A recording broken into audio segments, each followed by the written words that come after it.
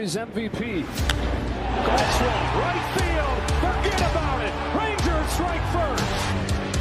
Goes after the first one. Drills a high fly ball. Left center field. This game is tied. From Javier. Seager hits a high fly ball. Deep right field. A bomb into first. One swing. Drive. It's tied.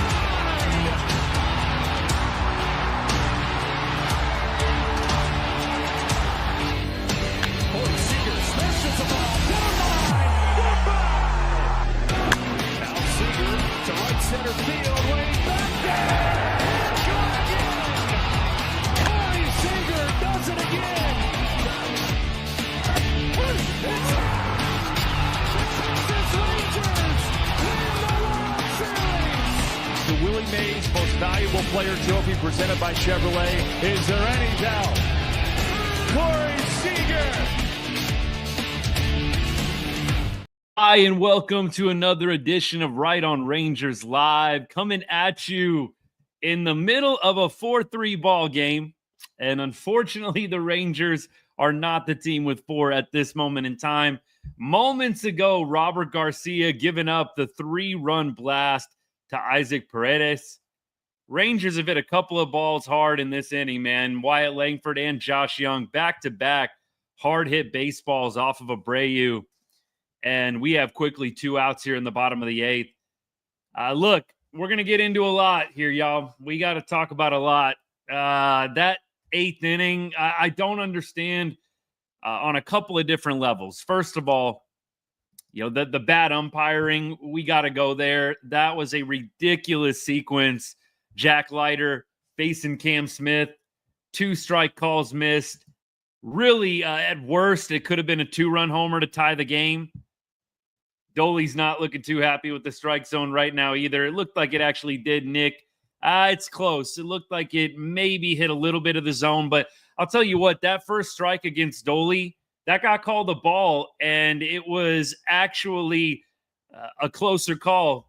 Dolly, I don't even get why that's getting called a strike, but the Cam Smith, I think the second pitch and the 5th pitch not getting called strikes. Ridiculous. It really is. Absolutely. Y'all in the YouTube comments are good, but see you later.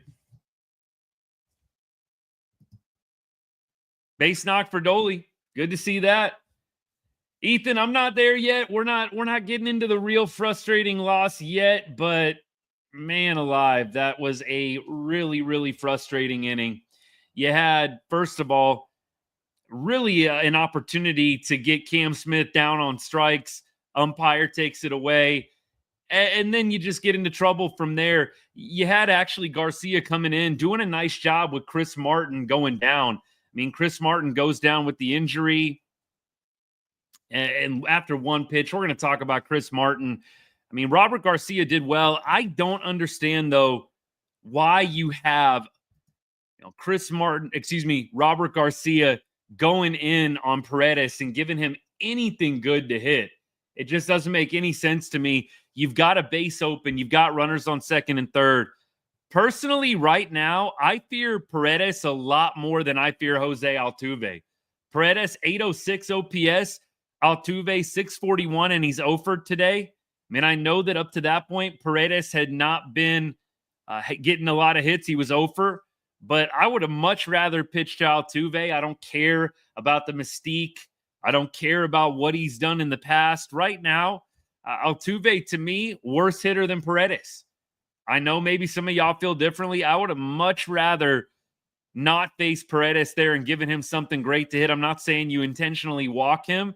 I am saying you better be really careful with the base open. The last thing that you can do in that spot is give up a home run with the base open. Last thing you can do. Shane, what's good? Look, the Cam Smith should have been a strikeout. 100% should have been a strikeout. Just like that should have been ball 4 to Marcus Semien, but he's swinging at crap. That was clearly ball 4 to Marcus and swinging at crap. So we got a 3-2 count now. Abreu's been all over the place. He really has been. He's wild right now. Ball 4, Marcus is going to take it. We got the tie and run in scoring position. And it's up to Jonah Heim. Look, Jonah Heim, that's another thing that we can look at right now. It's another thing that we can look at right now, y'all. So we've got Jonah Heim.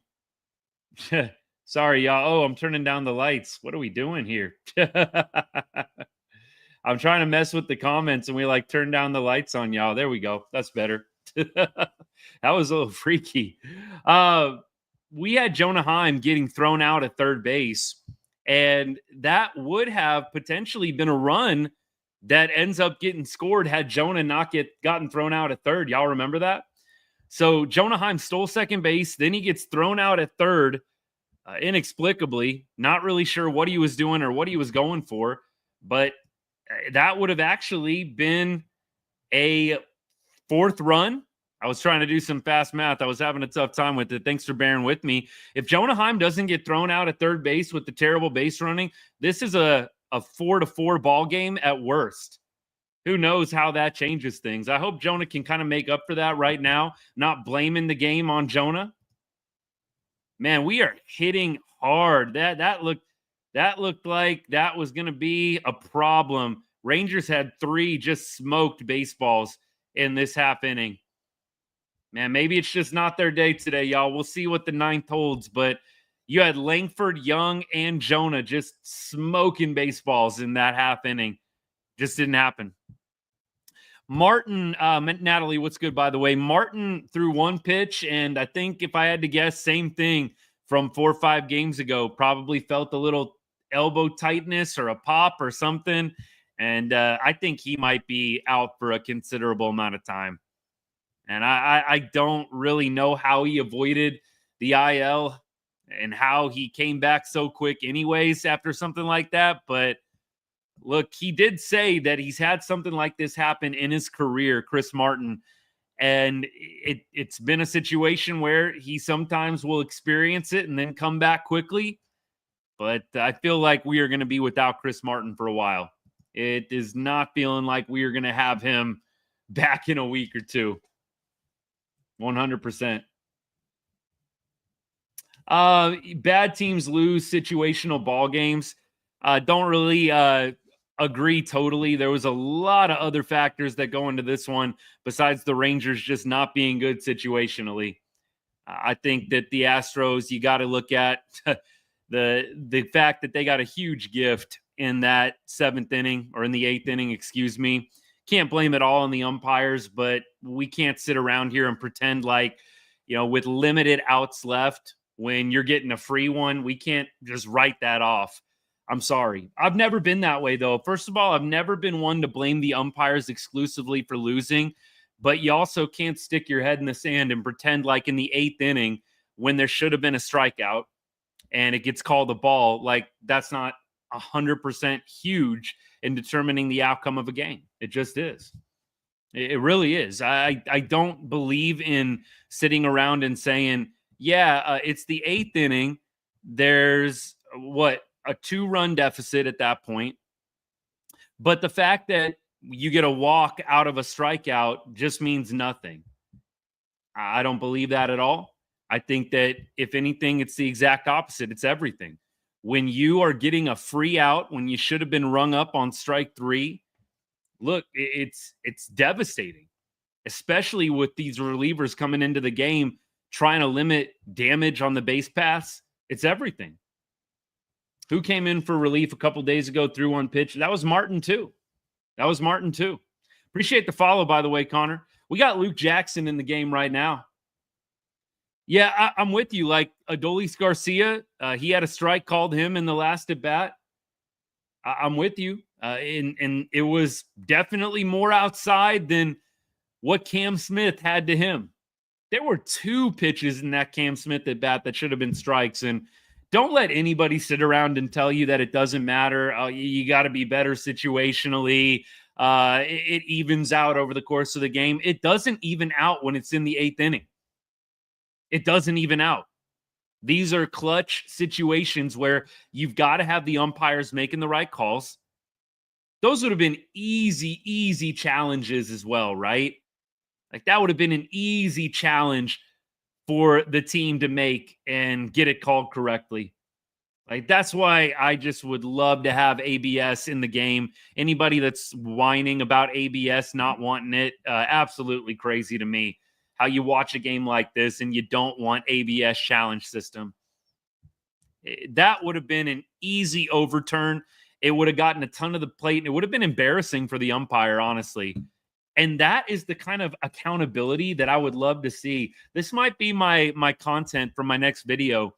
Like, if umpires are actually held accountable with the challenge system, you might see them actually make changes in the game. Because you guys know I've been talking about this for a while. I've been talking about the fact that if you had technology available to umpires in between innings, if they could get more instant feedback, I think it would make a difference. And you know what? Stupid me. I just haven't connected the dots. Like, the challenge system does that. When you have a challenge system and you have on the scoreboard it operating and showing what it really was, ball or strike, that gives the umpire immediate feedback. I know we might think of it, and maybe they think of it as like this embarrassing show up thing. Like, no, you get feedback. Okay, that pitch that I just saw, I called it a ball. It was clearly a strike. I think it would help them to be able to reel it back in if you had that ABS challenge system. I know they have too much pride, but it's coming. I don't think they really have a choice. They'll still be employed, but I think the challenge system is coming sooner rather than later. They tested it in spring training. It had, I think, very, very limited issues. I definitely did not hear of a lot of issues with the challenge system. In spring training, I didn't. I don't know if y'all did. I did not hear a lot of noise that the challenge system wasn't working well in spring training. Luke Jackson, quick 2 outs, got a nice strikeout on a slider. Jake Myers is coming up now. We got a little pop-up as well. Looks like McCormick was the hitter there. So Luke Jackson, quickly 2 outs. Man, I would love a little ninth inning magic. Josh Hader, if that's who's coming in. I don't know if it's going to be Hader or not, but not shut down by any means. Josh Hader not shut down. Okay, we got ball 1 to Myers right now. Again, Rangers down 1. They're showing Josh Smith in the dugout. Maybe, I don't have the sound on. Are they talking about bringing him in for a pinch hit? Who do Rangers have coming up? Heim was the last batter. Ball 2, by the way. Heim was the last batter, so it would be Berger, Pilar, and Duran. Yeah, either one of those last 2 guys. I think you got to bring Josh Smith into this ball game in the 9th inning. Ball 3, so Luke Jackson trying to get this last out and going 3-0, not great. Brad, yeah, we talked about that. I was talking about that earlier when Jonah was up to bat. If Jonah Heim doesn't have that brain cramp, it is 4-4 right now. Worst case scenario, right? 4-4, worst case scenario. So it definitely mattered that Jonah Heim base running brain cramp as they show Josh Hader warming up right now. Like I said, Hader is definitely really, really good. I'm not trying to say that Hader is a scrub by any means, but he's definitely a guy that can give up the long ball. We saw it with Josh Young the other night, a guy that can blow saves from time to time. I definitely don't feel like it's an impossible task to get 1 run in the bottom of the 9th. I'm not saying that it's money in the bank. It's going to happen. I'm just saying there are some guys, they come into the 9th inning, you feel like you've got about 0 shot. With Hader, I feel like there's a chance. I feel like we got a shot. Nice pitch there on 3-1. Oh, excuse me. That was a new batter. We have a walk, so we've got runner on first base, 2 outs. Smith up to bat right now for the Astros, 0-1 count. Nice pitch, nice slider on the outside corner there. Man alive. John, I'm with you, brother. The umpire missing that Cam Smith strike 3 call was huge. And I don't want to hear the BS about how it evens out. None of that. I mean, the Rangers did need to be better. They needed to be better in some spots. Jonah Heim's base running gaff comes to mind. They definitely did not take advantage of all their scoring opportunities today. Josh Young makes a nice play, by the way, inning over. So now Berger's going to be up, and then I would assume we're going to see Josh Smith. 2 for 8 with runners in scoring position, 6 left on base. Haggerty, Pilar, Heim all had runners left in scoring position with 2 outs. look, I don't want to get too negative because I really do feel like this is a game the Rangers should have won, and they did get hosed a little bit on a few bad calls by the umpires, and then one swing, right? Robert Garcia, one swing, one bad pitch, and here we are. So I don't want to tear it all down, go scorched earth. That just doesn't feel right. The Rangers, they were winning this game 3-1. Yes, you'd love for them to have 4 runs, 5 runs, and they would have without Jonah Heim's gaff. And they've had a couple of other missed opportunities as well. But you're 3-1 in the 8th inning, kind of like you're 2-0 in the 7th inning on Friday night, right? Friday night, you're 2-0 in the 7th inning with 2 outs. Tonight, or today, you're 3-1 in the 8th inning with a couple of outs. Like, you got to win that ball game. Yeah, we got to continue to build on the positives. I don't want to tear it all down today. It's frustrating that one bad pitch by Garcia ends up being the difference in this ball game. Leiter pitched an absolute gem. I can't even believe that this gem from Leiter has to get wasted today, y'all. It's just such a bummer. Such a bummer for him. Best start, I think, clearly his best start in the big leagues, especially considering the opponent, right? You loved what you saw against the Rockies. It was the Rockies. I actually felt pretty solid about Leiter coming into this game. I think a few of y'all can vouch. A few of the subscribers in the Discord, y'all heard me say it before the game. I absolutely thought Leiter was primed for a good start today. I didn't think he was going to do this well, but I really felt confident that he was going to come out and give you at least 5 or 6, 1 or 2 earned runs, a solid start. I mean, look, we know Houston doesn't have Alvarez. Clearly, they lost Kyle Tucker. They lost some of the big bats, but nevertheless, this is a Houston team that has a formidable offense. I don't think that this is a terrible offense by any means. It's a great start by Jack Leiter. Great start. Ben, yeah, what we've been talking about that. If you call that pitch accurately, the whole inning changes. If Cam Smith is rung up on strikes, the whole inning changes. So you got to go back to that moment. It's a big moment. Could the Rangers have been better today in other areas? 100%, but that's a huge missed call. You have got to get the ABS challenge system next year. Have to have it next year if you can. You did it in spring training. You've got to have it this next season coming up in 2026. There's no excuse not to. We have way too much technology. Technology is too advanced and sophisticated. There is zero reason not to have the ABS challenge system as soon as the 2026 season.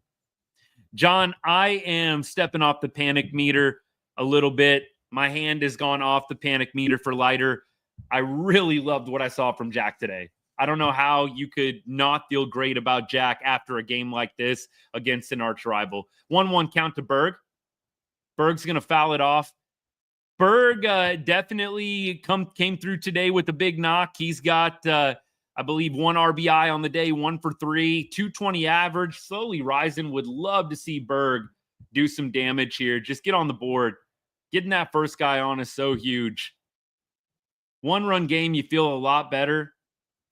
You feel a lot better in a 1-run game. 1 swing of the bat, right? But just getting that first guy on puts pressure on Hader. And it just feels good. Hitting, getting on base, it's all contagious. Bochy chewing the nails a little bit right now. I'm feeling it a little bit too. You really would love to see the Rangers win this game. I feel like they deserve to win it. Berger's going to get jammed a little bit. Tough play, but Walker, Gold Glover, no man's land. That's a great play by Christian Walker. Respect where it needs to be given. That is a great play from Walker. Not an easy play at all. Over the shoulder. It's unfortunate. That might drop against a worse first baseman. That might have fell in. Can't go with you at all there. Done. Not going to win the division. I have no idea. And I told y'all yesterday, like, if we don't win this game today, it's going to be disappointing, but nobody needs to go scorched earth. You won, and you had an opportunity where you could have won 3 out of 4, but you already split the series. You won yesterday. Just absolutely no reason to go scorched earth. Go scorched earth on the umpires. I don't get going scorched earth on the team. We deserve nothing when we can't bat. It was 3-1 in the 8th inning. Give me a break. Give me a break, man. Can't go scorched earth when you're up 3-1 in the 8th inning. You look back and you got 2 outs in the 8th and you're up 2 runs. It's not the time. I'm sorry. We definitely can say that the offense did not play as well as they should have today. The reason that we lost this game, umpires and bad pitching. I mean, when I say bad pitching, I'm talking about Robert Garcia. There's no reason that you need to be throwing Isaac Paredes anything to hit with the base open. And I don't know if that's Garcia's decision or not. I'd have to go back, look at the pitch, but there's no reason why Isaac Paredes should have been given anything good to hit. With the base open, you are trying your best.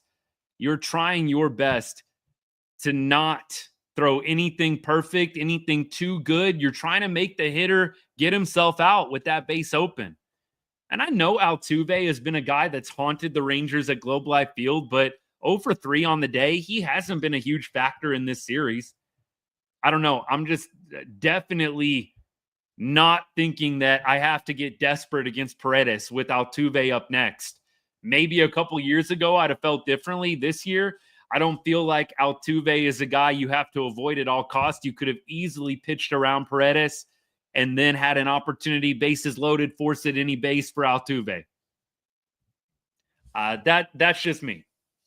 Instead, you throw him a pretty decent pitch to hit, and that's what happens. And Kevin Pillar is going to whiff here. That just didn't feel good. Look, Josh Smith, lefty. Clearly, they don't like the matchup. I personally think Josh Smith's splits against lefties are pretty solid. So I really don't think that they need to do this with Josh Smith. He's actually hit lefties pretty decently. Yeah, Pillar just not able to catch up there, man. He missed a couple of pitches that he should have hit. That's what happens. You foul off the pitches that are hittable. That's what happens. Duran quickly down 0-2. Look, that sinker, he misses right down the pipe, man. I mean, that was right down the pipe on pitch number 2 there. Not feeling great. Not feeling great. Love y'all, by the way. Thank you for hanging out. Let's see if Zeke Duran's got a little magic in him. He did have a hit his last at bat. Rangers down to the final strike, though. Down 1. See how this one ends.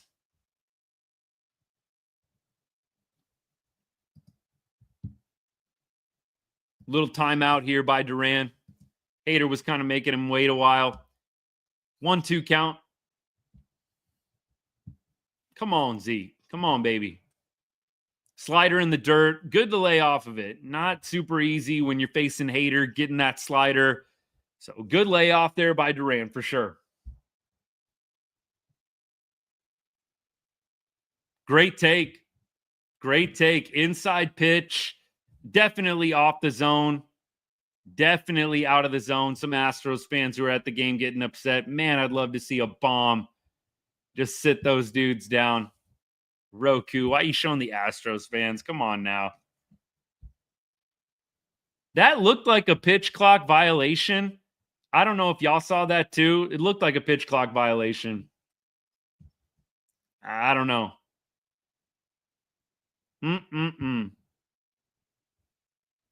Let's see what we got.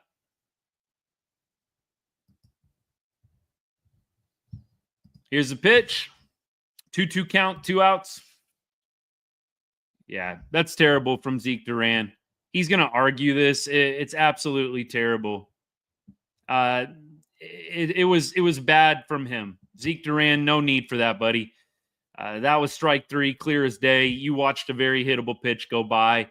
Zeke is not the guy that needs to be complaining right now, man. He got a hit in his last at bat. He's the last guy that needs to be complaining right now. Rangers dropped the game, though, 4-3. That pitch was right there. Zeke has no complaint. That's just emotion from the rest of the game. The Astros definitely benefited a little bit. The umpiring was terrible all series long, really. Terrible all series long. So, look, maybe the ejection, the Espada ejection, plays a little bit into the Astros getting some calls. I don't know. I don't know. But we got 2 out of 4. That's the important thing I think that we have to remember here. There's going to be some people, some Rangers fans that are going to melt down about this loss. It sucks. We're definitely not saying it doesn't. You won 2 out of 4 games against an arch rival. Not the worst thing in the world. You'd feel the same way if you split it against one of the other top teams in the AL. Like if we would have split it against whoever, the Yankees, I'd feel great about it. You've got to split at least against some of these top teams in the game. We took 2 games. I know that it hurts. We probably could have swept this series. That's to me what's disappointing is you could have swept this series, but I got to say, it feels like you accomplished the job that you needed to do. You really, really, really just could not afford to lose this series. You couldn't lose this series, but I felt like at minimum you needed to split it. They did that. These 2 losses, though, I definitely agree with you. Pat, what's good, by the way, man? Thank you so much for the comment. Appreciate you tuning in, as always, brother. Thank you for the support. We definitely wasted 2 opportunities, and we could have probably swept this series. A little bit better management. Bruce Bochy with the gaffe in Friday's game, leaving in Armstrong way too long. And then I feel like a little bit of a gaffe today too, right? There was a little bit of a gaffe today with not being more careful with Paredes. I just don't understand. Why are you pitching to Isaac Paredes? You've got a base open. And don't give me that Altuve's up. Altuve hadn't been doing anything this entire series. So I get it. He's had a few big home runs in Arlington, but I'm sorry. I would rather face Jose Altuve in that spot. Rather would get Paredes out being careful and fishing around the strike zone. I just don't even understand why in that moment you are trying to give Isaac Paredes anything to hit. Series split, baby. It's what you would come to expect. The Rangers own Daikin Park anyways. So, we go down there. I feel pretty good. Most Rangers are pretty comfortable hitting in that ballpark. In fact, I think I did a bit on that a while back. How many Rangers hitters have over 300 averages in Houston? It's pretty nice. So I ain't too worried about going to Houston. Just split. Split is fine in a 4-game set. And I think you walk away with as the Rangers knowing that you probably could have at least won 3, at least won 4. You could have won more. You definitely could have won more.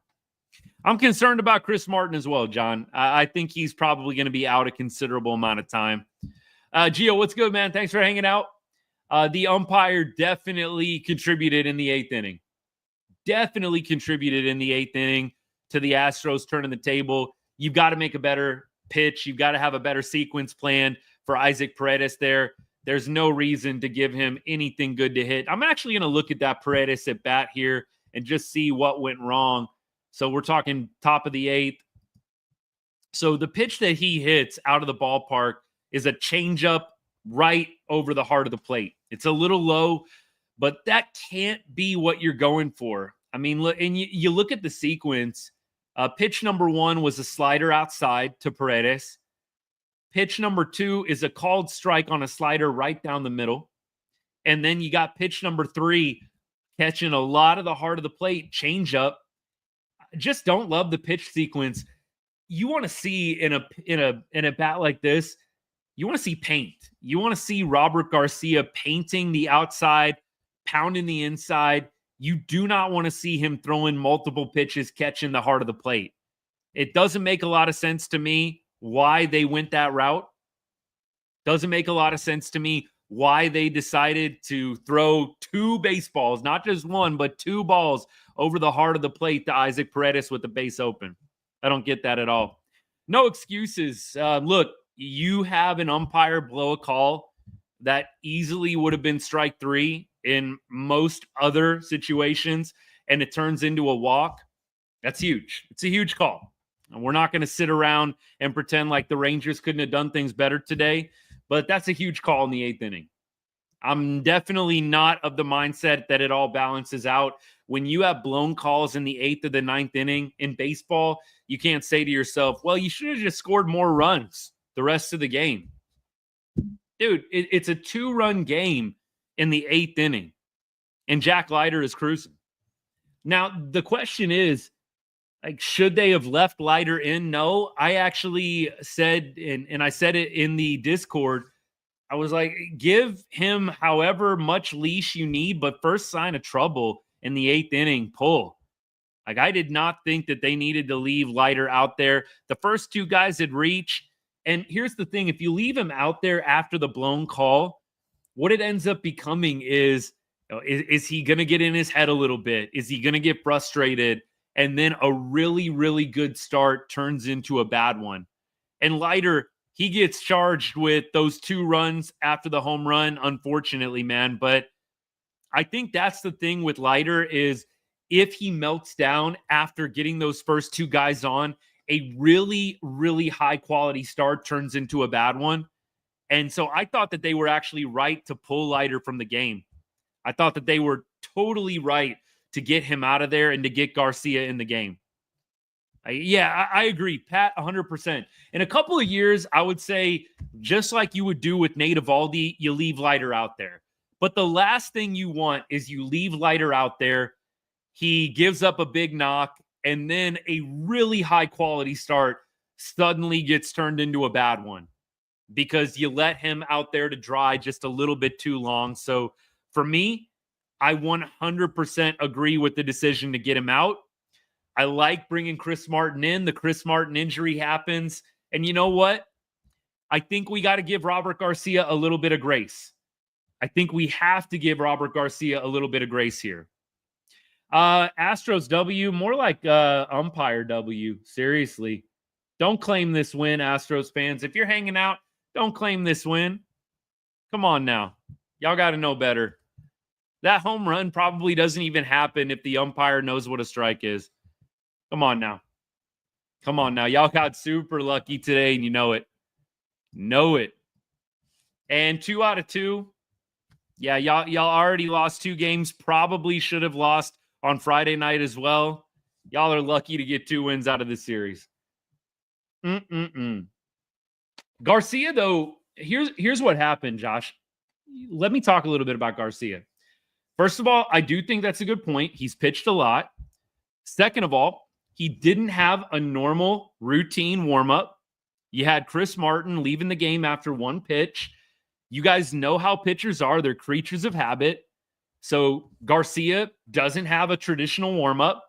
I know that they give those guys as much time as you need, but you've got Garcia not getting his usual routine down. Didn't expect to come into the game right then. Absolutely a tough spot. Definitely a top spot. It's part of the game. Super meme. Come on now. Come on now. It's part of the game.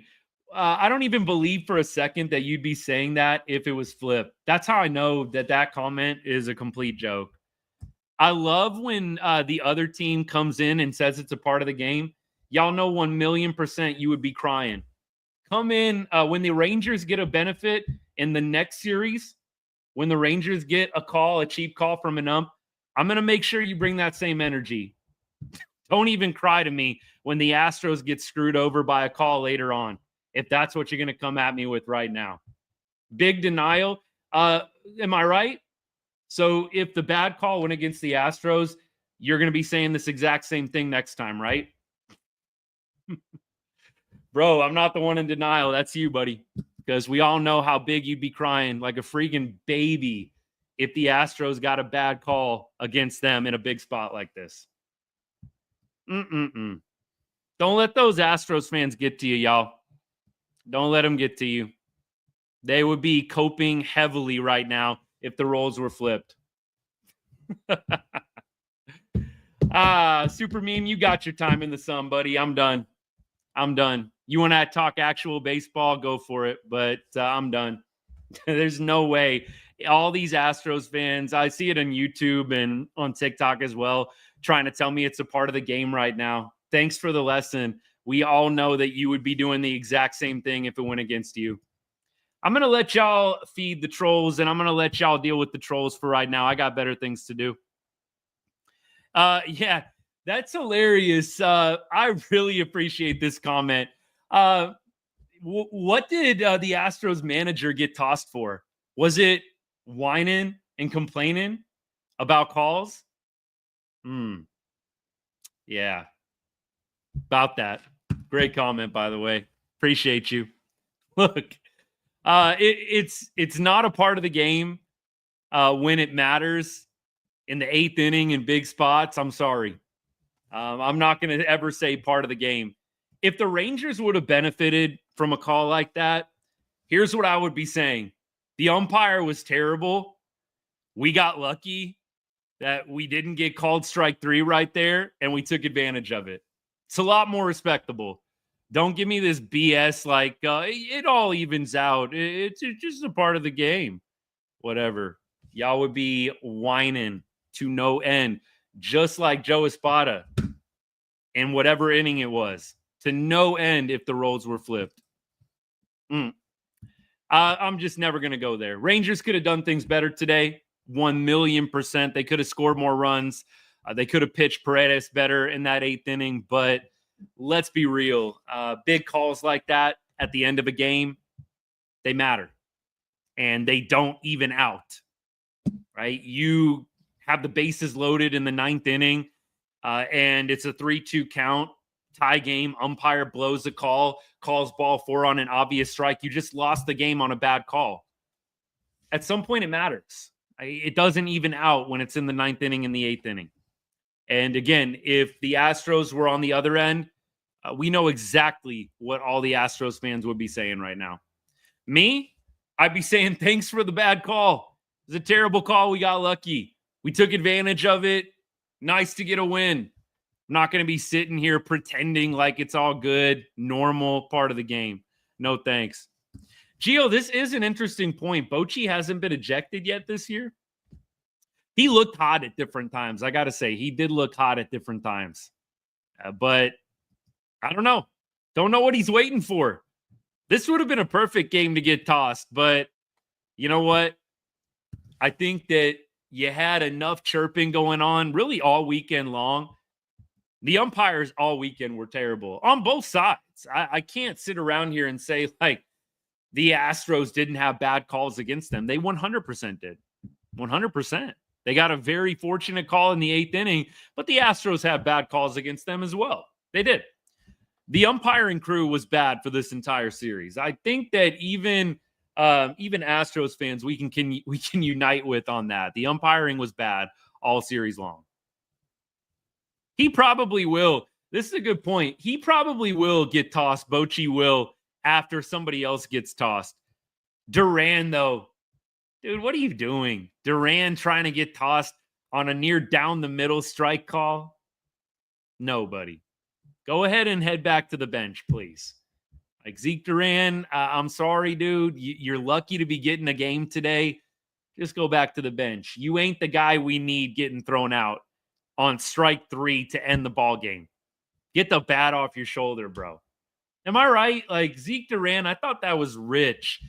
Leaving that pitch, sitting right there to end the game, and then you have the audacity to turn around and argue it. Dude, go look at the iPad right away and then go out and apologize. Like, seriously. And the umpire was bad. Doesn't probably deserve an apology, but that's how bad that was. I just thought that was rich from Zeke. Like, dude, what are you doing? You're not the guy. If anybody, there's others, there's pitchers that maybe need to be getting thrown out. Jack Leiter, he could be giving that guy a piece of his mind. Zeke Duran, come on now. Come on now, bro. Umpire was bad for both sides. Nathan, I think we can all agree on that. But at some point, it matters more. The bad call in the first inning on a random, whatever, 0-0-1, 0-0 game, it's not as bad as the call that puts a runner on or contributes to a runner getting on. Yeah, he does. Like, Zeke Duran, you are not the main character, buddy. You're lucky to be playing today, and you watched a pretty good strike end the game because you couldn't get the bat off your shoulder. I'm with you on that.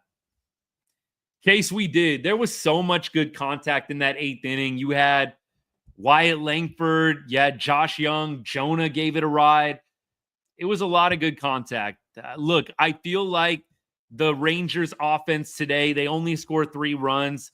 The offense, I just can't rail on today. We out-hit Houston 7-4. We had a lot of hard contact. Jonah Heim, really, really bad mental mistake getting thrown out. It would have led to a run scored had he not gotten thrown out. That was really unfortunate. One of the differences in this ball game. You had the Jonah Heim gaff base running. You had the bad call in the 8th inning as well. You had the decision to not pitch carefully to Isaac Paredes to come right after him. It's either that or Robert Garcia was just missing spots badly. I'd have to go back and watch where's Jonah setting up in the Paredes at bat. I'll probably do that after the show. But you throw Isaac Paredes 2 pitches right over the middle, right over the heart of the plate, a little low, but still right over the heart of the plate. Like, there were some bad decisions by the Rangers in this game that cost them. I still say you're up 2 runs with 2 outs in the 8th inning. You have an opportunity to win the game right then and there. You don't need to suddenly turn on the offense. The offense helped build a 2-run lead. Jack Leiter, outstanding start, did the same thing as well. So I cannot blame the offense exclusively for this one. They could have been better today. But right now, where I'm at, Jonah Heim base running mistake. I think you got to look at that. The Paredes at bat, the umpiring. Those are kind of the 3 things I look at the biggest today. I thought Jonah Heim had the homer too. I really do.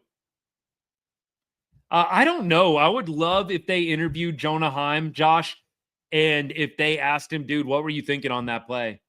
Like, that is one thing I wish they did more with players is, you know, you've got these guys making mistakes in game, and I feel like you don't always hear from the players when they make these mistakes. It's same thing time and time again with the Astros. You know, once again, here's what I take away. Again, we got 2 out of 4 games. Start there. And then start here. All the games were close.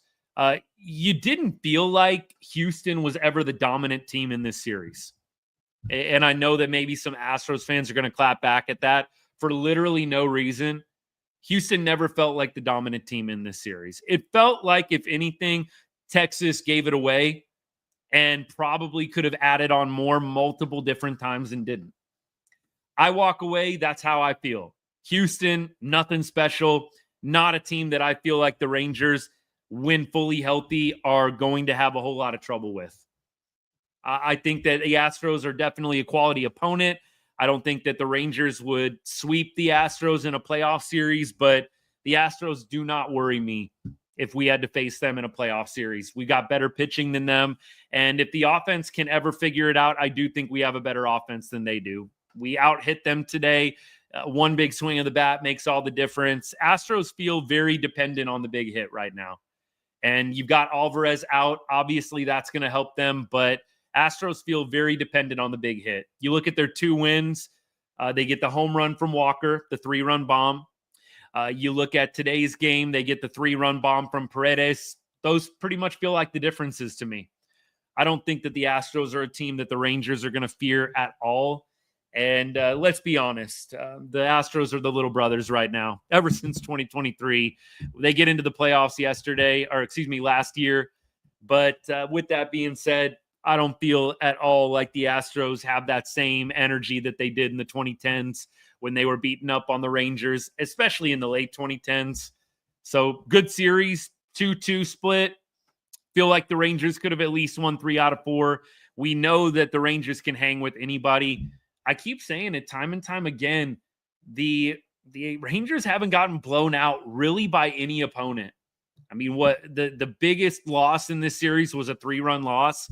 And you look at other series, the Cincinnati game. Remember when we got blown out by Cincinnati and then we won the rest of the games 1-0 each time? Like, that is like the only blowout loss that I can remember this year. Only blowout loss that I can probably remember this year. We keep going. Appreciate it. Rangers are one of the most injured teams, seriously. They really do have bad luck with the injuries. I will say that. A little in my feelings about the Astros. Wow. Okay. Razor wire. I don't know what you need to see to think otherwise, man. It's not like I'm yelling or screaming. You'll probably get on and see a lot more people in their feelings than me right now. If this is like in my feelings, geez, okay. All right. It was a great series and it was close. But Nathan, look, totally disagree. Y'all lost in 2023. You don't have a better team than us right now. I don't think anybody objectively, looking at the Rangers, looking at the pitching rotation, matching up in a series, the Astros would not be favored in a playoff series with the Rangers right now. 1,000,000% no. Because what's king in baseball? Pitching. Y'all do not have the pitchers that the Rangers do. And we can go back and forth all day long, agree to disagree. The Astros are not on the same level as the Rangers with the pitching rotation. And the Rangers, honestly, have a better lineup than the Astros do at full strength. They do. The Astros don't have Kyle Tucker. Alvarez is nice. You've got a regressing Altuve. The Astros lineup is nothing any pitching staff is going to be scared of. And the Astros lineup got dominated by Rangers pitching in this series. So I don't have any fear of the Astros. I don't think they're a terrible team. That's about the best you're going to get out of me. But I really do feel like objectively, I don't think a lot of people pick Astros just on paper over Rangers. I'd love to see it. I think that the Astros, if there are people picking them, it's a little bit of that bias of what they did in the run that they went on for whatever it was, 7 or 8 years. This isn't the late 2010s Astros. This isn't even the early 2020s Astros that you're looking at right now. So I absolutely feel like if it came down to it, Rangers are going to be favored in a playoff series against Houston. The pitching is otherworldly in comparison to Houston's. I'm sorry, Blanco, Fromber today, Hunter Brown, probably the best by far, but Hunter Brown got beat this series. I don't know. Hunter Brown's about the best pitcher y'all got. Everybody else to me is fine, but not great. And in comparison to Malley, Evo, and DeGrom, no. Hunter Brown did get beat. Nathan, I don't know what you're talking about, buddy. Y'all, Hunter Brown lost 1-0 on Thursday. Dude, what are you talking about? Hunter Brown gave up the game-losing home run. Come on, buddy. I don't know. I don't know what to tell you. He lost the game, bud. He gave up the run that lost the game. It was a 1-0 game. Hunter Brown got the loss for that game. What more do you need me to say, buddy? I shouldn't have to explain this to you. Come on now. If you don't think that's bad, that's one thing, but don't tell me that he didn't lose the game. He got an L. He lost. So I don't know. It's like me saying Jack Leiter didn't lose this game. Like Robert Garcia didn't lose this game. He pitched really well. Come on now. Nobody's saying that. Hunter Brown lost on Thursday night. It's fact. I'm sorry. Houston is a big fall off on pitching. Absolutely a big fall off on pitching. Right? That's what I get. The people saying I'm like in my feelings. My goodness. I'd like to think that all of y'all have seen worse meltdowns than this. I'd like to think y'all have seen worse meltdowns than this. I'm doing this and y'all say I'm in my feelings. Y'all haven't seen a meltdown. Jeez. Astros did get fortunate. I think you could say, though, from an Astros perspective, that we got fortunate that we didn't have to face Yordan this series. I think it would be fun to see both Seager and Alvarez healthy. That would definitely change the dynamic of the Houston lineup, but Corey Seager is a big dynamic shift from the Rangers side. Absolutely. 100%. So both teams getting back both of their best hitters, that's going to make a big difference. It's going to make a huge difference. Dylan, it is one of the more frustrating losses, 100%. But the Rangers, they had their opportunities. They really did have their opportunities in this series. Could have been a 4-0 sweep. Rangers managed the late game situations a little bit better. Could have been a 4-game sweep. And you know what? The Rangers, when they get Spores back, it's only going to help the bullpen. I mean, honestly, it came down to what? The 7th and the 8th inning, and just having some trouble bridging. You had Robert Garcia. You had one of your best out there today. And I don't get pitching to Paredes in that spot, but it is what it is. So, look, it comes down to you had multiple leads, multiple 2-run leads late in games, 7th inning, 8th inning, and you faltered. I think that, honestly, again, 3 out of 4 probably should have been what ended up happening in the series. Wasn't meant to be. You got 2 out of 4. You got a split. It's all good. Did I think that he was going to pitch the no-hitter or no? I thought that he would probably have to get pulled before. That's a good question. I never thought, even when he had the no-hitter, I wasn't thinking to myself, he's going to go the distance. The pitch count was nice, so it was looking good, but I didn't think that they were going to let him pitch the no-no. I thought it would probably be one of those things where he's at like 98 pitches or 99 after the 8th, and then you've got a situation where he might go up over 100. I thought personally they probably were going to pull him and not let him get the no-no. Right, Philip, exactly. That's what I'm saying. Like, when you look at it, the Rangers had 2-run leads in the 7th inning and the 8th inning in their 2 losses. They had those leads. It's not like the roles are flipped, right? With the Stros, it's not like the Stros held 2 3-run leads and then crapped the bed. The Rangers held leads for much of this series. Like, had more innings of lead than the Astros did by far. I'd love to see the stats on that. How many innings did the Astros actually lead in this series compared to the Rangers? I would probably guess that it's not particularly close. All that matters is the win at the end of the day. I think nobody's denying that, but the Rangers led for a large majority of this series. And it came down to blowing a 2-run lead in each of the games. In this case, a 3-run lead. You were up, 3-0, right? You blow a 3-run lead in this game late. So what's the common theme? Bullpen. Bullpen needs to get improved. I do agree with you guys who are saying trade for a bullpen piece. I do think that that would be valuable. I think that that is what the Rangers are going to prioritize. I can't really see anything else really being more important than that. I think a bat would be nice. I'm a little bit 50-50 on whether or not they're actually going to go and get a meaningful bat for the lineup. I'd love to see it, but I just don't know if they're going to do it. I definitely think they're going to get a relief pitcher. I don't really think that's a question.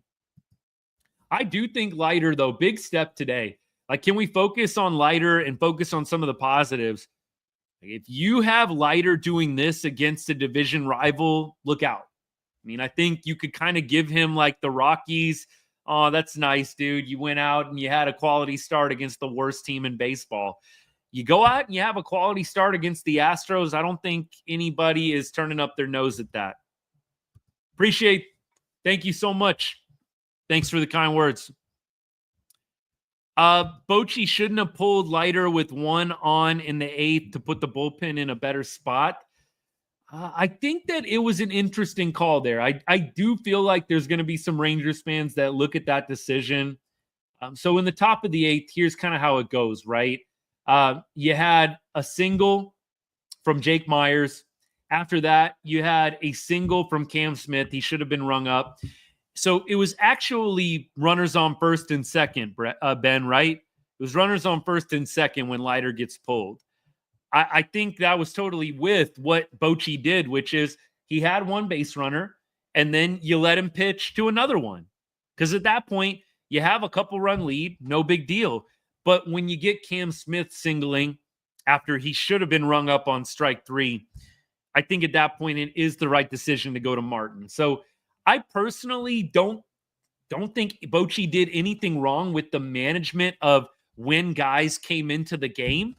I do think that at bat with Paredes really baffles me in terms of you had a base open and you were throwing Paredes pitches right over the heart of the plate.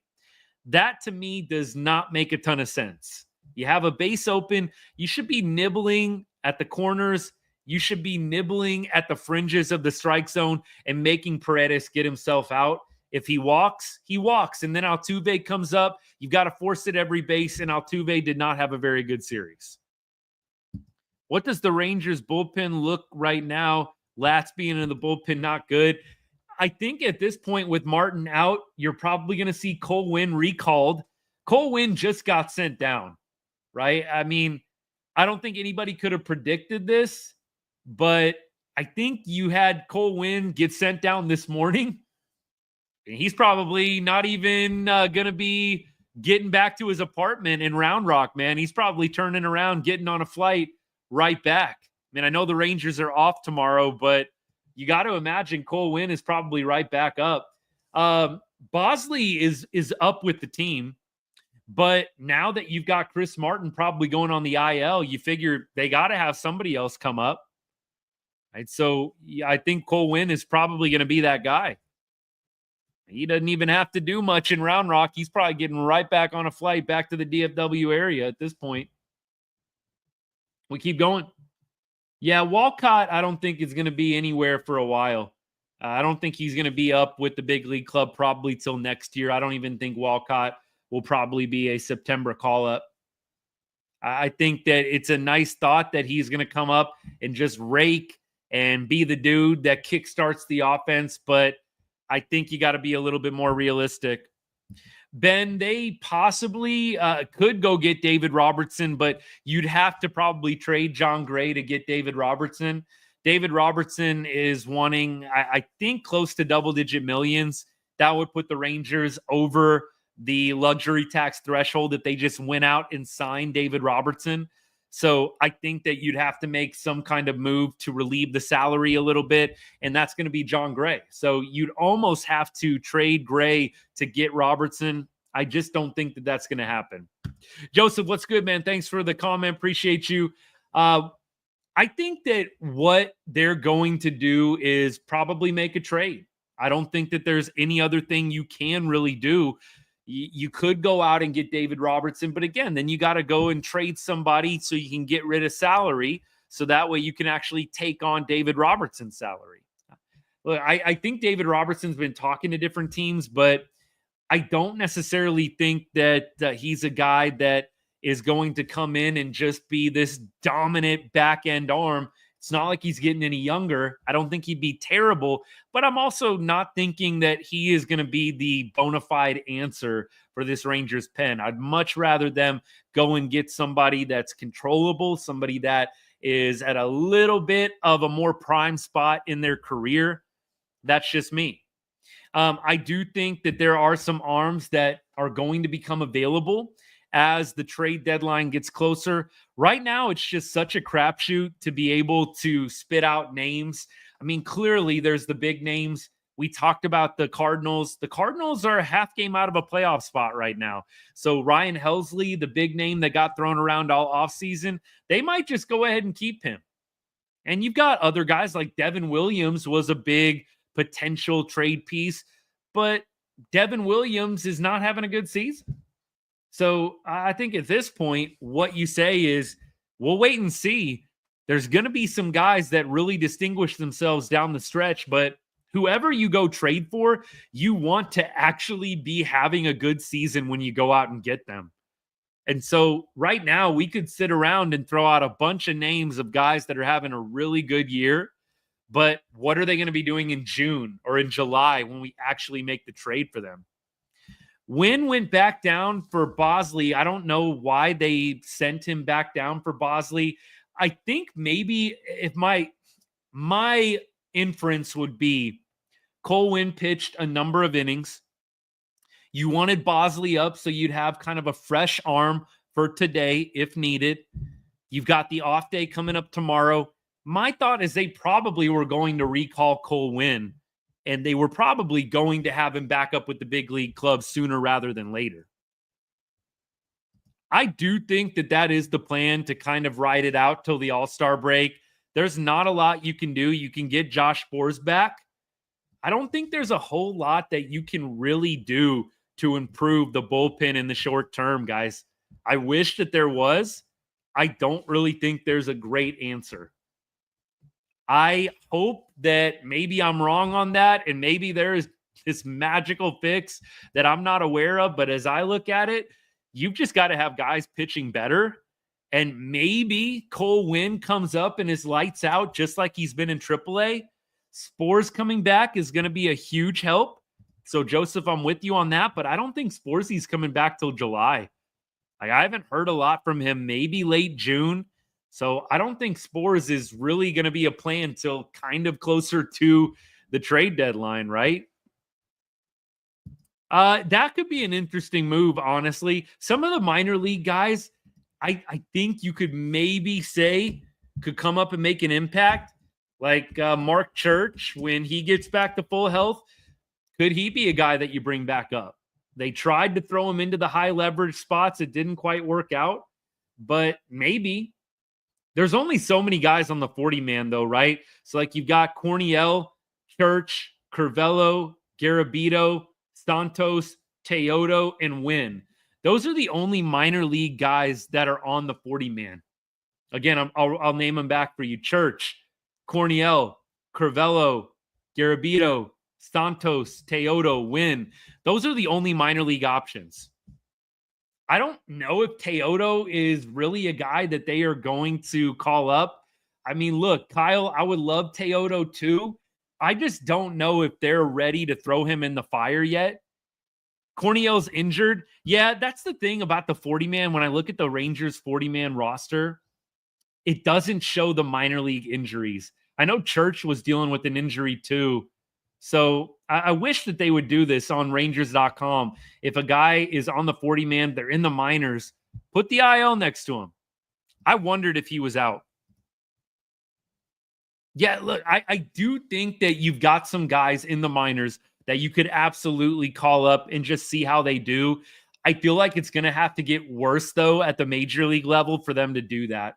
Like, you have Armstrong and Webb both totally soiling the bed, and you kind of throw your hands up. It's still May, and we've got these guys that can't get outs. We've got to see what the minor league guys have. But I feel like they're going to be really careful with Teodo. Was Santos struggling? Let me look up some of these guys' stats right now. Let's see how Curvelo's doing. We'll start with him. We're talking about bullpen help. Like, who does Texas turn to? The Martin injury. You called up Bosley. You send Cole Winn down. Now you're probably going to have to recall Cole Winn with the Martin injury. So, look, you've got Curvelo, ERA right now at 2.16 at AAA. So Curvelo pitching pretty well, 24 years old, righty, 2.16 ERA, 1.14 whip. And let's see what his strikeout numbers are. 19 Ks in 16 innings. So Curvelo, I think, could definitely be an option. He's pitching well. Garabito just got lit up the other night. I'm not a big fan of them bringing back Garabito. And I think Garabito had some solid starts for us last year, y'all, but I just don't really believe that he's a guy they need to get calling up anytime soon. And then we go to Santos. He is at Frisco right now. I don't even think he is going to be an option at all. He's at AA Frisco. Teodo, I know, just got activated recently. It's basically like Curvelo, Church, and Wynn. Those are the options. Curvelo, Church, Wynn. That's about it. Batting average against, are you talking about, Joseph, are you talking about for Curvelo? I think it was like low twos. It wasn't in the ones. I think it was like a little above 200 if you're talking about for Curvelo. Yeah, I'm not super high on Luke Jackson, though, Josh. I'm not super high on Luke Jackson. I think he's going to be serviceable, but I just don't love Luke in a big game spot in the 9th inning. I know he's done okay. He's got however many saves, 7 or 8, but I just don't love Luke Jackson in the big spots. I would love to have him like 6th inning guy, 7th inning guy. I don't think I want him to be 8th, 9th inning guy. Nervous about the Yankees series. I think the Rangers play better at home. So from that perspective, I am a little bit nervous anytime we go out on the road because the Rangers always seem to play better at Globe Life. I do think that the Rangers can compete with the Yankees, no doubt. I do think we have to face Max Fried. I'm not super hopeful about that game. But by and large, I think the Rangers are going to be able to hang with the Yankees. I don't think the Yankees are this unstoppable force that the Rangers can't even touch. I think the Max Fried game is going to be tough. I think the Rangers can definitely win a couple of games in that series. You figure they lose the Max Fried game, and then you've got 2 other games where you're probably at an advantage pitching-wise. You're going to see DeGrom in the Yankees series. Evo might get the last game of the Yankees series. So you're throwing DeGrom and Evo against the Yankees. I don't know. I wonder what they're going to do, actually, if they're going to if they'll skip Corbin or if they'll throw Corbin on Tuesday. That's kind of what I'm interested in. Because some guys, creatures of habit, right? We talked about Robert Garcia having to come into the game and not getting his usual warm-up routine. You wonder if they'll go ahead and they'll skip Patrick Corbin or if they'll throw him in there. I haven't really checked it out, y'all. So let me see if I can get it to you on the fly if they've already announced it or not. I feel like they did have Corbin slotted in there, but maybe it'll still be to be determined. We'll see. So Tuesday's game, it's to be determined. They have not announced a starter for Tuesday. So I'll be interested. Do they skip Corbin and go straight to DeGrom?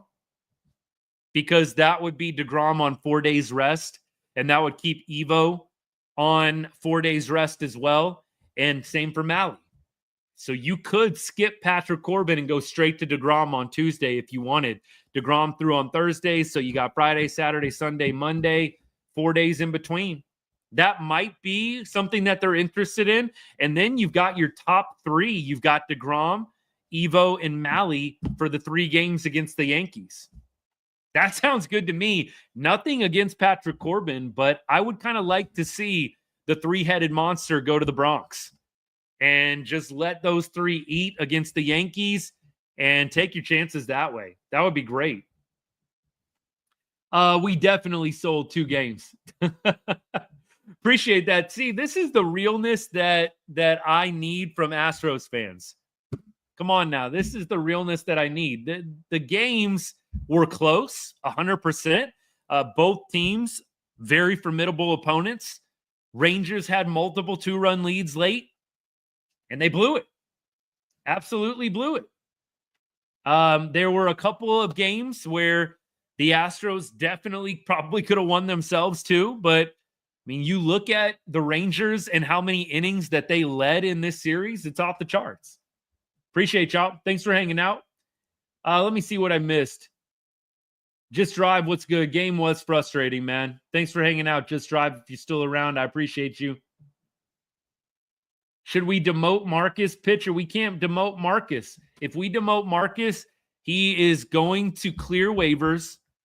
Nobody's going to take on the Marcus Semien contract. This is exactly what's going to happen if we DFA Marcus Semien. Nobody's going to claim him. He's not going to accept the assignment. He's going to elect free agency. We still have to pay him. And then he's going to go sign league minimum for another team and probably do some damage against us. He'll magically figure it out for another team. So it's really not even a question. You have got to just stick it out with Marcus, or you got to trade him. There's nothing else you can do with Marcus Semien. Nothing else. Appreciate all y'all. Marcus is good on defense. He's good on defense. I'll give him that. He's, I think, a leader, a quiet leader on the club. I'll give him that too. But Marcus, there's just not a lot you can do with him. You can bench him, but then you're paying $25 million to a guy to sit on the bench. It's just, you can move him down in the order. I think they should do that. Stop hitting him 5th. There's really limited options after that beyond trading him. You cannot DFA him and then pay him to play for another team, and the other team has to pay him peanuts. and they're getting a Gold Glove talent who's probably going to, you know how it goes when guys go to other teams, magically start to figure it out against Texas. Adolis is definitely looking good out in the field right now, Chase, 100%. Yeah, I don't know why he's in the cleanup role. Today, I would have gone Josh Young, and then I would have gone Jake Berger cleanup. I don't know why Berger is not getting opportunities to hit a little bit higher up with what he did in AAA and what he's been doing since he came back from AAA. What Bochy basically said, and I'm not going to get direct quote, guys, so don't quote me, but when I listened to the Bochy interview before the game today, Evan Grant, by the way, Dallas Morning News put out a story about Marcus Semien. Marcus got interviewed about, the struggles that he's having this season. Probably not an easy interview for him to do. But Bochy, in connection with that story that Evan Grant did on Marcus Semien, basically said in so many words, the reason why Simi and Dolly are still hitting up higher in the order, it comes down to confidence. I think there's a legitimate concern that you move Marcus Semien down to 8th or 9th and he just spirals even more. I think that the mentality with Bochy right now, and I'm not saying that I agree with it 100%, because you know what? These guys are getting paid millions of dollars. You can't feel too bad for them. But I'm just saying, I think the perspective is if we move Marcus down, we're going to make the confidence levels, we're going to make this even worse. I think that's the only thing, the only logical conclusion you can really come to, because otherwise there's no evidence on the field that points to Marcus Semien and Adolis Garcia continuing to hit 4-5. So we'll see what happens in the coming days. I don't think that they're going to be able to pull it off forever, but I do think that eventually a move will be made if you continue to see struggles from Marcus Semien and Adolis Garcia. Appreciate all y'all.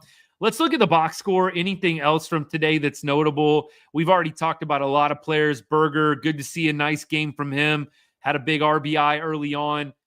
Kevin Pillar, Ezekiel Duran. Anytime you got those guys in the lineup, it's just not great. Like, I don't mean to hate on those guys. I'm not trying to be a troll, but Pillar, Duran, that ain't it. And you had Josh Smith out today facing a lefty. Clearly, you've got Evan Carter going on the IL with the quad tightness. Not great, but at least it's not the back. I think that's the perspective you got to take there. But otherwise, Marcus, 2 walks today, not bad. OPS is at 501. Dolly 1 for 4 with 3 Ks. I know he kind of salvaged the game a little bit. I would love to see Berger become number 4. And then you've got Dolly 5, Semien 6. I don't think there's a ton of better options otherwise. Josh, I think we would like to have Power that we signed in Jock, but he hasn't had a great season. Jock's been doing better. You didn't see Jock today because of the lefty, just like you didn't see Josh Smith. Whenever the Rangers face a lefty, it's not like I think they're incapable of winning, but it's just not their best lineup. When they throw this all right-handed lineup out, it's just not my favorite. They lose Jock Peterson. You lose Josh Smith. It's just not awesome. So anytime we're facing a lefty, I don't feel great. I'm not saying I feel terrible, like we're definitely going to lose, but I don't feel great when we have to employ our lefty starter lineup. Doesn't Garcia hit worse at DH than right field? We'd have to look that up. I don't know if I'm going to be able to do that on the fly or not. I suppose you could look at his career and see if maybe there's something to that, but I'm not sure. I'll come back to that. I'll try and look it up while we're talking about other things. Winston, that definitely is a common theme of the last several weeks and of the 2025 season with Marcus Semien. Marcus Semien has not been good. He has not been good. All right, we're at Adolis Garcia's career splits. Let's see if I can lock it down to when he is a DH. So DHing, he is career 256 average. His batting average is actually higher when he DHs. It's actually higher when he DHs. So interesting there. He has a 819 OPS as a DH in his career. He's got a 726 OPS in his career when he plays right field. There you go. Didn't know that. Learned something new. We've got a good farm system, Hunter. We've got a lot of good quality talent in the farm. We really do. I mean, Walcott, Osuna, Teodo, Santos, Torres. We've got a lot of good names in the farm. I don't really know what that comment's about. I feel like you don't really know the farm system that great. There's a lot of promising talent in the farm. Walcott, I think, is a top 10 prospect. Like, I don't know what more you want at that point. Maybe a new DH. What's the sample size? Okay. The sample size is at DH, he's played 64 games. So 64 games is a fairly big sample size, I would say. Like that's not nothing.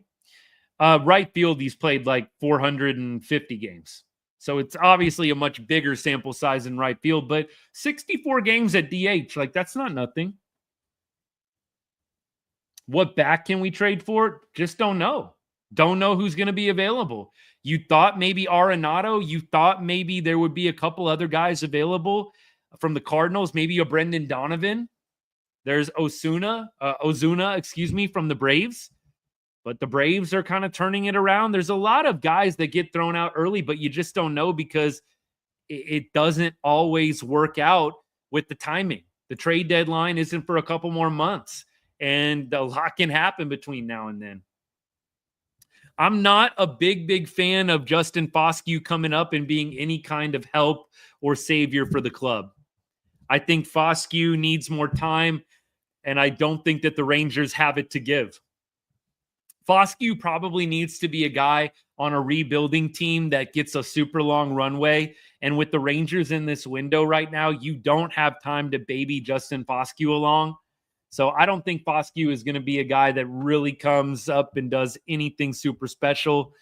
No disrespect to him, but he needs to be on a club that is rebuilding and he can just play whatever, second base every day. Yeah, I don't even know what's going on right now. 2 LeBrons, 2 Josephs, I guess. I know y'all can't see all the YouTube comments. Am I a fan of Luis Robert?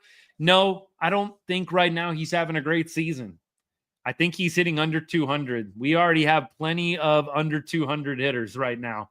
I don't think we need to have any more in the lineup. So no, not a big fan of the Robert trade. I'll monitor how he's doing, but no, I'm not a huge fan of the Robert trade. Thank you for the follow, Ray. Appreciate you. Garcia is turning into another Gallo. I don't think that's a hot take. Now, Gallo, I think, was in a much worse spot during his time in New York and LA than what Garcia is right now, but it's trending that direction. Marcell Ozuna would definitely be a guy I'd love to see on our team in a DH spot. But I just feel like the Braves are probably going to go on a nice little run, and then he's not going to be a guy that you really want to trade for or want to trade if you're the Braves, I should say. Of course, you'd want to trade for him if he's hitting well, which I think he is. Last time I checked, Ozuna for the Braves was over 300 average. So, of course, you want a guy like that. I don't know if they're actually going to pull the trigger on that if they're in a good spot to make the playoffs. We keep going. Appreciate it. Let me look at a couple of things real quick. Appreciate all y'all hanging out, man. Really, really means a lot. Wow. I'm looking. There's so much on TikTok with the lives that I don't really mess with too much. Like right now, I'm looking at like the daily ranking and everything like that. 231,000 diamonds needed to reach 99 on the daily ranking leaderboard. I think we got a ways. Y'all are great, man. Y'all are great. I'm figuring new stuff out with TikTok and the lives really every day. Ornelas has a great glove. I love Jonathan Ornelas playing third base or shortstop. It's smooth, man. I would almost rather have Ornelas than Duran. And Duran's got a pretty good glove too, but I've seen less of Ornelas. I've seen plenty of Duran. Duran and Leote, like, I feel the same exact way about. Both needed to get traded. I don't think you DFA Duran. I think you could actually find a trade partner for Duran. but both have had enough opportunities. I'm good. I don't know if they would part with him because they're in competition, right? They're going to be in the playoffs. I think they like Kike, so I don't think they're going to trade him. I don't think some of these teams in contention are going to be letting go of depth at this point. I'd be really surprised. Brent Rooker would be awesome, but you're going to probably have to give up some quality. Like for Brent Rooker, I think they're going to absolutely want Osuna. They're going to want Alejandro Osuna. They might want Alejandro Rosario. I think that there's going to be some capital spent in a trade where you go and get Brent Rooker.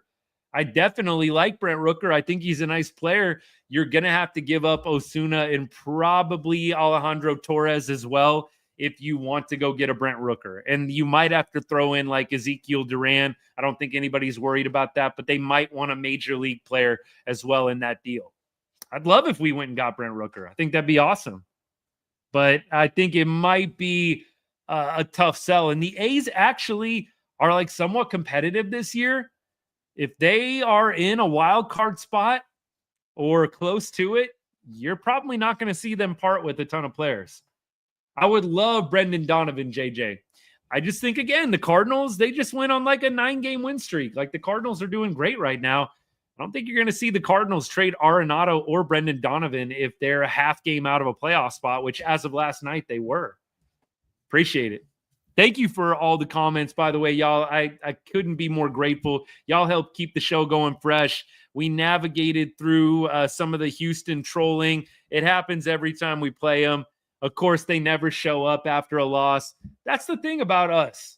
All y'all, win or lose, we're here, right? We're here. We're not ducking after an L. We're on the show. We're going through it together. Little therapy session for me a lot of the time. I always feel a little bit better. I don't know if I feel like all the way back to good, but I always feel a little bit better after doing these shows. I really do. Andrew, I don't know if you're still hanging out or not. A couple of people, it's hard. I know y'all come in at different points.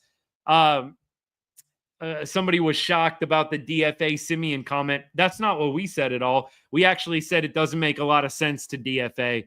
And look, not everybody understands how the DFA process works and how it all goes down. No worries. We do a really nice job in here, I think. I mean, there's a few knuckleheads at times, but like not everybody is an expert. And I don't think that you need to be condescending to anyone that doesn't know the game perfect. We all love the Rangers here.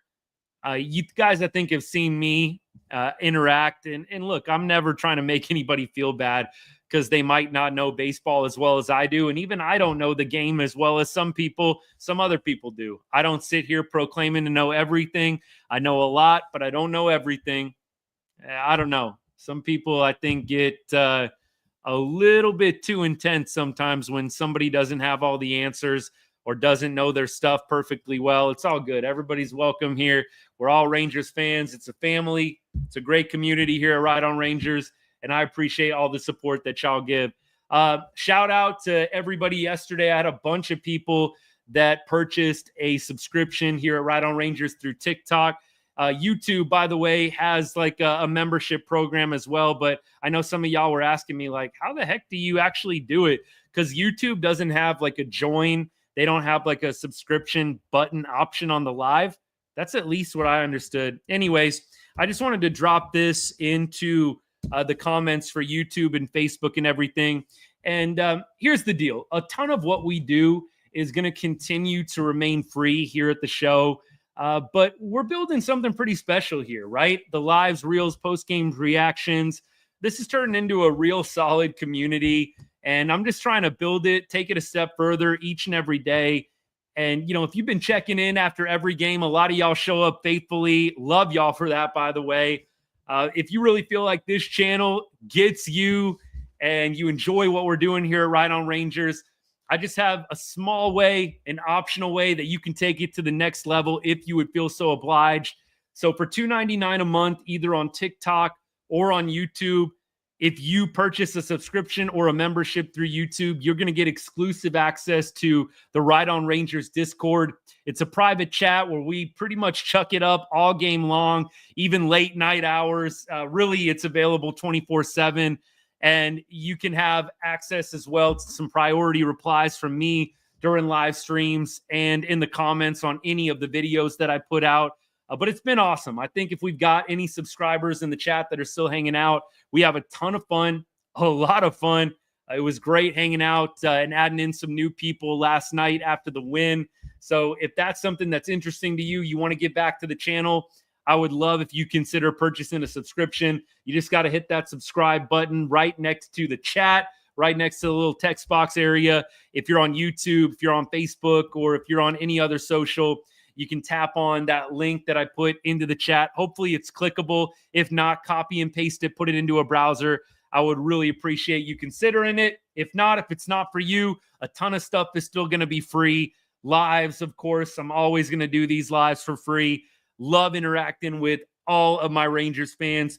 And then as well, comments, anything like that. I know some people do like sub-only comments. We're not doing anything like that. The shows, the videos, a ton of stuff still free, but just a small way you can give back if you would feel so obliged to do so. Appreciate you considering it, and I appreciate your support. Absolutely. JJ, thank you, man. Look, the Knights, they're out. Stars advance. And look, I'm always happy when the Stars take it to the next level. So Stars, Oilers, Western Conference Finals, that's going to be lit. 100%. Absolutely. We keep going. I hope the Stars win. I hope they do. But I think that they are definitely going to have their hands full with Connor McDavid and Draisaitl. I mean, the Knights, you guys know, a lot of y'all know, some of y'all don't know. I live out in Vegas, been out here for a long time, about 15 years or so. And no pro sports out here when I moved out here. Now there's like almost everything, right? But the Knights were kind of an organic franchise. 2017 was their first year. The city was going through something terrible, biggest mass shooting in our country, Mandalay Bay. Knights literally played the next day after that crazy mass shooting. And it just really bonded the city. Like everybody came together watching the Knights and that special run that they went on in 2017. And I've been a fan of theirs pretty much from the jump, but the Stars have always been my childhood team. I grew up in the Dallas-Fort Worth area, Arlington to be specific. That's why I love the Rangers and I love the Mavericks and the Cowboys, all of the different DFW teams really. But it's always tough when the Stars and Knights play each other for me. However, after it's over, I can pretty much support either team. I absolutely love watching the Stars do well, though. And I hope that they can beat the Oil, head on to the Stanley Cup final. Maybe it's going to be Florida. We'll see who ends up from the Eastern side, but I hope that the Stars can get over the hump, get it done this year. I'd love to see it. Would love to see it. Oil going to be tough, though. You've got Draisaitl, McDavid. Skinner had a pretty good series against the Knights. I think the Stars can beat Stuart Skinner, man. I do not think he is an elite goaltender by any means. Knights did a good job slowing down Draisaitl and McDavid, but they couldn't score. I think the Stars are going to be able to score against the Oilers. I really do. You've just got to limit Draisaitl and McDavid. So I said to some of my best friends last night in our little chat, I said, hey, if you take a page out of the Knights book, what they did with Draisaitl and McDavid, but you actually remember how to put the puck into the back of the net, you guys are going to be fine. So that's how I feel. Appreciate the follows, by the way. Thank you so much. Hey, ATX Joey, what's good, man? Thank you. Appreciate you. Thank you. Thank you. I got to say, hockey, I've gotten into it in recent years. Honestly, when the Knights came to Vegas, when they started in Vegas, that's kind of when I started taking my hockey fandom to the next level. I've always been a casual fan, but I've watched it a lot more since the Knights came to Vegas and became a team. So really just in the last 7 or 8 years. I don't talk a lot of hockey just because I personally am not really an expert in it. I'm a casual fan, so I can chuck it up a little bit, but I'm really not an expert of the game. I would consider my baseball knowledge, football knowledge to be quite a bit higher. I love watching hockey. I think it's really intense in the playoffs, especially a lot of fun, but it's why we don't cover it as much on the show. Did Leiter take the next step today, Brady? I hope so. I really do hope so. Absolutely. Look, we're going to see, I think, probably Corbin or DeGrom on Tuesday. And there's no matchup, so we're not going to have anything for y'all in terms of a preview of the next series. Look, Juan, I agree. Simeon, it's a problem. Bullpen, Jordan, I agree. It has to be more clutch. 1,000,000%. Those are 2 issues. Chase, thanks for liking the live, man. And I think we're caught up on comments. That's great. Thank you to everybody that followed and any of my subscribers, people that purchased a paid subscription or membership through TikTok or YouTube. Thank you so much. I greatly appreciate the support. Again, hit that subscribe button right by the chat in TikTok. Tap on that link. You might see it. I'll drop it one more time in the comments section for y'all in YouTube, Facebook, X, all that good stuff. Consider it. You love the show. You want a little small way you can give back. Appreciate you thinking about it. And we're going to wrap things up. I'm going to put out a couple of different videos, both tonight and then probably tomorrow, especially since we have the off day tomorrow. Rangers are going to be in the Bronx facing the Yankees next. Should be great. Should be good stuff. Anytime we play the Yankees, Red Sox, any of these big franchises, I love it. I absolutely love it. I like it because the Rangers are usually then getting put on a national stage. A lot of eyes on the club. And it's good for the channel too. Anytime you're playing these big teams, always we get a lot of traffic. So we're going to be live quite a bit for that Yankees series. It's going to be great. And I hope you come back on Tuesday. Hope you tune in to the videos that I post. Hit that notification bell. Make sure you got all my notifications on for when we go live and for when we post content so you can keep up with all the latest and greatest. I just want to say thank you again for all the support, the follows, the likes, the shares, the comments, all that good stuff, the subscription purchases, membership purchases on YouTube. You guys are great. We're keeping up with the channel as best we can, trying to pour as much into it as possible, trying to go from just a reaction page to like a real voice in Rangers baseball. That's my goal, and you guys are making it happen with your strong support of the show. So thank you so much. JJ, that is going to be fun. The Boone brothers reuniting. Aaron and Brett squaring off in the Bronx. That's going to be great. That is going to be awesome, man. 100%. Yeah, the Astros, Brady, I've said I don't fear the Astros.